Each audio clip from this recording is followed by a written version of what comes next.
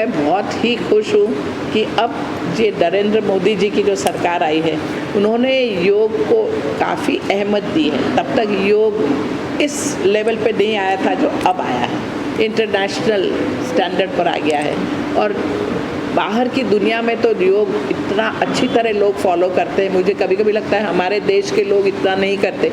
हमारे देश के लोग तो बाहर से कोई चीज़ आती है फिर अपनाते हैं, तो अब अपनाने लगे हैं हमारे देश के लोग। मगर सारे दूसरे कंट्रीज़ में मैंने देखा है, हमारे पास रशियन लड़की आई, 1 साल तक मेरे पास रही और कोर्स करके अच्छी तरह सीख के गई।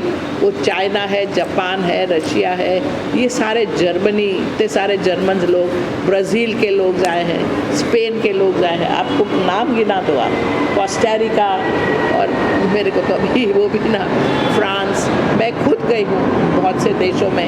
हमारे इंस्टीट्यूट के ब्रांच शुरू हुए हैं, ये योगा इंस्टीट्यूट्स ब्रांचेस, और मैं ये सारी जगह गई हूँ। अभी मैं परसों ही आई दुबई से, दुबई है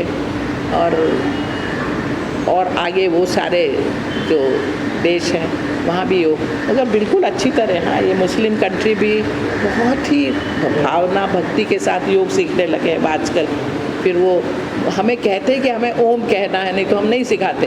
कि मुस्लिम है वो करेंगे सूर्य नमस्कार, हम कहते हैं भैया नहीं आप आसन करो, मगर वो कहते हैं नहीं हमें वो मंत्र भी सिखाओ, हमें ओम भी सिखाओ। यानी इतने ओपन हो गए अब कि वो करें या ना करें, मगर बहुत ही अच्छा योग का वो है। सिर्फ मैं ये देख रही हूँ कि गलत योग बहुत पॉपुलर हो रहा है, बस सब लग गए फिजिकल फिटनेस में।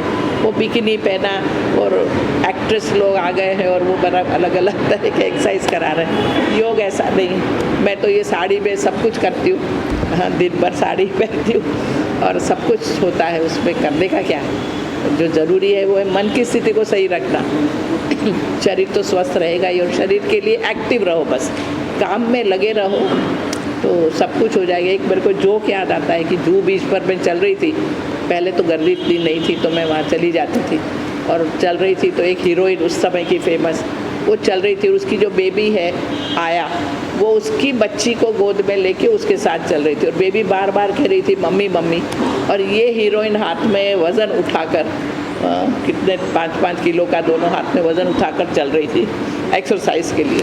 अब मेरा इतना ही कहना है कि अगर एक्सरसाइज के लिए चल रहे हो तो बच्ची को गोद में उठा के भी चल लो ना, वो भी तो वज़न ही है। एक कॉमन सेंस की बात है, मगर लोग अटक गए हैं बस इतने किलो, इतना ही होना चाहिए, इतना ही कैलोरी खाना खाना चाहिए। ये सब जो हम अटक गए हैं ना, वो थोड़ा सा रीसेट करो लाइफ को तो बहुत आनंद आ जाएगा। मैम, फर्स्ट योगा वुमन होने के नाते आप वुमेन्स को क्या सलाह देना चाहेंगे जो प्रेगनेंसी के दौर से गुजरते हैं? देखिए, वुमन के बॉडी में तो अमुक योग की तकनीक्स बहुत बहुत ज़रूरी है। एक शरीर के लिए तो ज़रूरी है कि जब पीरियड शुरू होता है और पीरियड के बाद जो वो प्री मेंस्ट्रुअल टेंशन लड़कियों में बहुत आता है, पीरियड्स के वक्त उन्हें दर्द और क्रैम्प्स होते हैं, ये सब चीज़ें तो यूँ ठीक होती है। योग के थोड़े से आसन कर लो, अब आसन यहाँ सर्कुलेशन बढ़ाने में वो इतनी जल्दी ठीक हो जाते हैं। उसी तरह लड़की जब शादी करके ससुराल जाती है, उस समय उसके मन की स्थिति और उसको कैसा रहना चाहिए, किस तरह की सोच होनी चाहिए, ये भी बहुत मायने रखती है। और मैं तो कहती हूँ कि हर लड़की को शादी के पहले तो योग सीखना ही चाहिए, पीरियड के समय भी सीख ही लेना चाहिए। प्रेगनेंसी में योग बहुत फ़ायदा करता है। हमने प्रेगनेंसी के कोर्स किए हैं, यहाँ रखे हैं इंस्टीट्यूट में, prenatal and postnatal camps.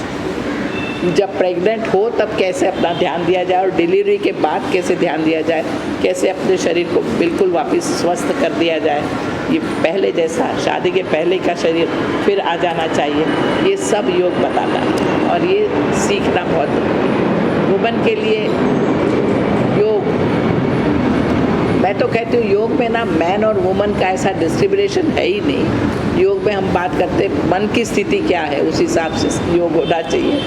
लेकिन औरतों के आजकल भाग दौड़ की ज़िंदगी में, क्योंकि औरतें काम भी करती है, घर भी संभाल रही है, बच्चों को भी देख रही है, उनके स्कूल भी उन्हें जाना पड़ता है, बहुत कुछ कर लेती है, तो उनको किस तरह जीवन जीना चाहिए हम सिखा देते हैं, तो फिर ठीक रहता है उनका जीवन। Thank you so much.